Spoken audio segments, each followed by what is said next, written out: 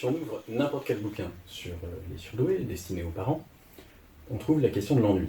L'ennui des enfants dits surdoués à l'école, comme un des grands problèmes que connaissent ces enfants. Et cette question est typique des impasses de la pensée habituelle sur le sujet. L'explication qui vient en premier lieu, elle est assez simple et elle a l'avantage de tenir, au moins d'être de bon sens. On se dit finalement, les enfants surdoués sont des enfants plus intelligents que la moyenne, donc ils vont s'ennuyer parce que tout simplement ça va trop lentement pour eux. Bon. Auquel cas il suffirait d'accélérer un peu le rythme des apprentissages pour qu'ils ne s'ennuient plus. Sauf que cet argument qui paraît tout à fait de bon sens et qui paraît en effet extrêmement logique, et qui est l'argument sur lequel s'arrêtent à peu près tous les bouquins, tous les ouvrages, et pas simplement par paresse intellectuelle, mais parce que finalement l'horizon par lequel ils abordent, l'horizon théorique par lequel ils abordent la question de l'intelligence, les empêche totalement de considérer la chose autrement. Et finalement, cette interprétation de bon sens, non seulement elle ne débouche pas sur des solutions pratiques qui fonctionnent, mais surtout, dès qu'on l'analyse un peu, elle s'effondre. Pour plusieurs raisons. D'abord, l'argument le moins solide, mais commençons par là, c'est que si c'était le cas, pratiquement on pourrait observer que les enfants surdoués, par exemple, auxquels on fait sauter des classes, ou qu'on met dans des situations d'enseignement où vraiment ils ne connaissent pas du tout la matière, donc ils découvrent, et potentiellement ça serait censé ralentir leur compréhension des choses, etc., ils s'ennuient tout autant. Le problème n'est pas du tout évacué. Si le saut de classe était une solution miraculeuse, ça se serait depuis longtemps. Mais la vraie objection, les deux vraies objections sont ailleurs.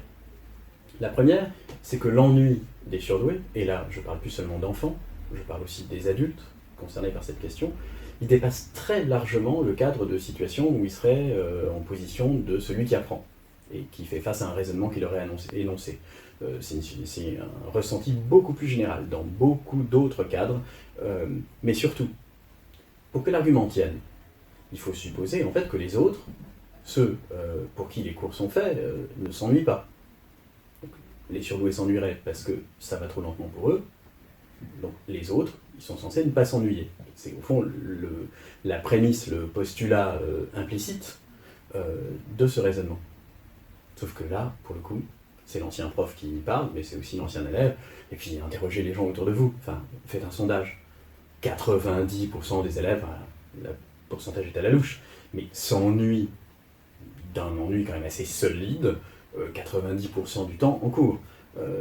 Souvenez-vous, les cours qui commençaient, on connaît bien, enfin, il suffit même que j'imite la voix, bon, sortez vos affaires, ouvrez vos cahiers, nous étions au grand 1, petit 2, petit A de la géographie de la France. Tout le monde s'emmerde. Enfin, quand on entend ça, s'il n'y a pas que les surdoués qui s'ennuient, tout le monde s'ennuie. La plupart des élèves s'ennuient à l'école. Ils le disent, ils l'expriment. On voit les têtes. Ça se saurait si une salle de classe s'était remplie de gamins qui sont comme ça. Vraiment, le corps parle, on voit l'absence d'ennui, l'excitation, et puis qu'il y avait un surdoué qui a déjà compris, et là, non, c'est pas ça. Une salle de classe standard, c'est des élèves qui s'ennuient, copient mollement, un prof qui s'ennuie, il suffit de les entendre parler en salle des profs, pour la majorité d'entre eux, en tout cas, de la relation qu'ils ont à leur enseignement, ils s'ennuient aussi, tout le monde s'ennuie là-dedans. Bon. Donc la vraie question, c'est pas tellement pourquoi il y en a qui s'ennuient et d'autres pas, c'est finalement, qu'est-ce qui fait que la majorité des élèves vont s'accommoder de cet ennui d'une manière ou d'une autre? Ils vont un peu en souffrir, mais pas tant que ça, puisque ça ne fait pas suffisamment problème pour être repéré. Ils s'ennuient, mais quand ils rentrent chez eux, ils disent « c'est ennuyeux l'école ». De toute façon, à quoi ils font face? Ils font face à des parents qui leur répondent la plupart du temps « enfin, tu sais, tu crois que je m'amuse à mon boulot c'est ennuyeux aussi, mais bon, il faut ce qu'il faut, hein. Sans école, tu n'auras pas de diplôme, et puis après, il faut aller au boulot. Puis si tu n'as pas de boulot, tu ne pourras pas t'acheter l'iPhone, machin, ou payer un loyer. Bon, ok. Donc la plupart des gens s'en accommodent, y compris dans la vie active, puisque la plupart des gens admettent facilement s'ennuyer à leur travail. Enfin, c'est quand même un lieu commun que dans la plupart des boulots, on se salue le matin en disant « salut, ça va ?» Alors, au début de semaine, comme un lundi, et puis on attend le soir. Enfin, c'est quand même assez rare les lieux de travail où les gens vont avec des yeux qui brillent Et ils sont hyper contents d'arriver, ils vont sourire de plein de choses, et ils en ressortent d'ailleurs, quand on les croise dans le métro, ensuite ils sont lumineux, c'est quand même pas la norme. Et ça dépasse très largement la question des individus surdoués. Bon.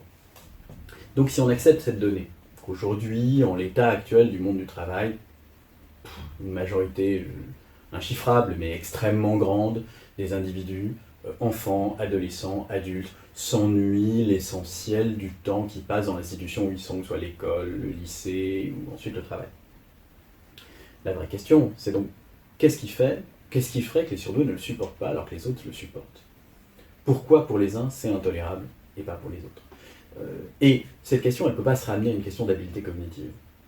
Ne serait-ce que parce qu'on la retrouve, comme je le disais, dans d'autres cadres, où il n'est pas question d'apprendre. L'ennui des surdoués, c'est aussi leur difficulté à accepter la sociabilité usuelle. La discussion entre collègues à midi au restaurant, la discussion dans une soirée, et c'est pas une question de contenu. C'est pas parce que les surdoués auraient besoin forcément qu'on leur parle de dinosaures, qu'on leur parle de Marcel Proust ou d'astrophysique.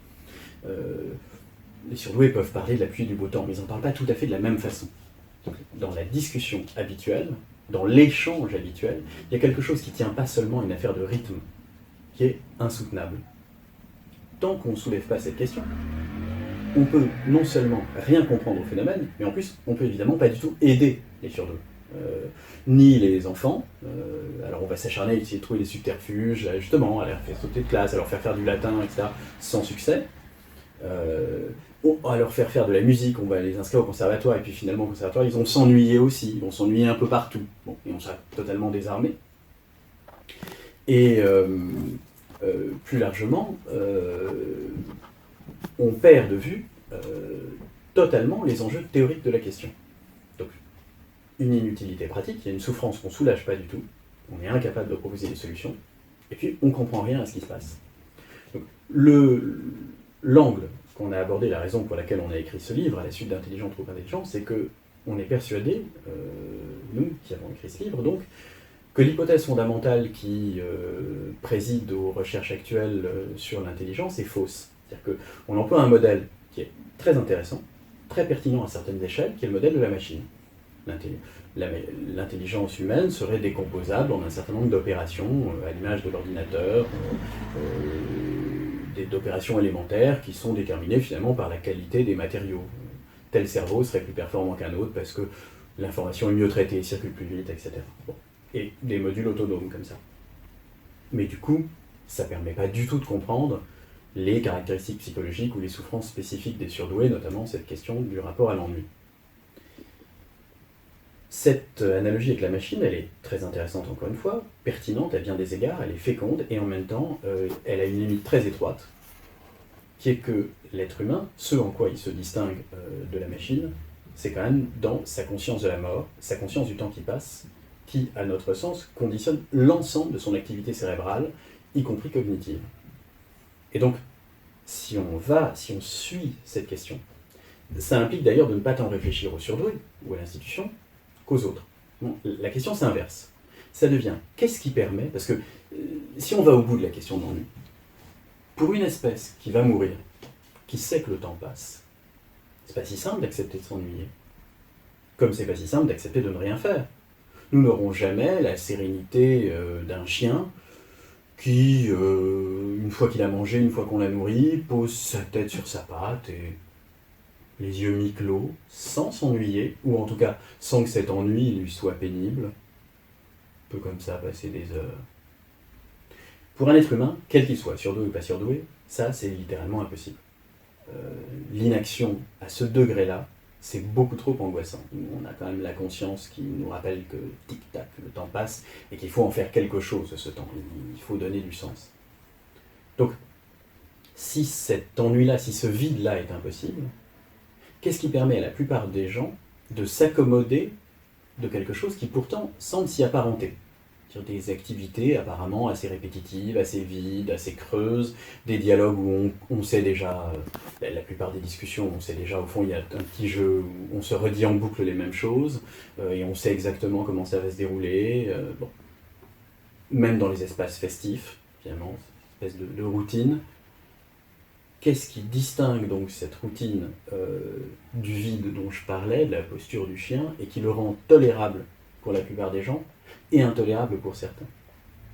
Ça, c'est la véritable question, et c'est en suivant ce fil qu'on a une chance de comprendre quelque chose et de trouver des réponses ou les chemins vers lesquels, pour chacun, la situation peut devenir non seulement tolérable, mais trouver une solution qui lui permette de s'épanouir et de ne pas avoir à supporter et à subir un ennui qui est le plus souvent mortifère.